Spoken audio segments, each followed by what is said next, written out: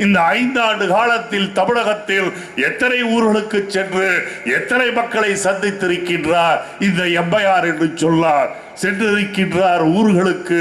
எங்கே என்றால் மலையேறி கோடநாட்டிற்கு சென்றதோடு சரி, அல்லது திருட்டுத்தலமாக இரவு மகாபலிபுரம் ரோட்டிலே சிறுதாவூர் பங்களாவிற்கு சென்றதோடு சரி, வேறு எங்கே சென்றிருக்கின்றார், எத்தனை மக்களை பார்த்திருக்கின்றார் என்றால் ஒன்றும் சொல்ல முடியாது.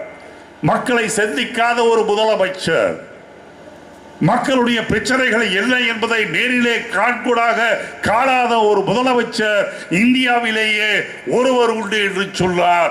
அது நம்முடைய அம்மையார் ஜெயலலிதா தான். மக்களை சந்திப்பதே கிடையாது. மக்களை விடுங்கள், மந்திரிகளை சந்திப்பதே கிடையாது.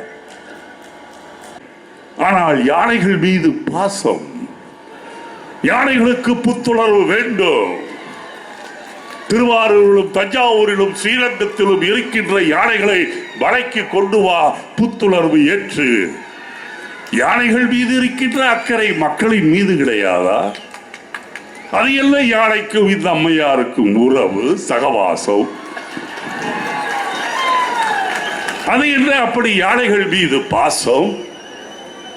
யோசித்து பார்த்தால் உருவ ஒற்றுமையை தவிர வேறு என்ன இருக்கின்றது?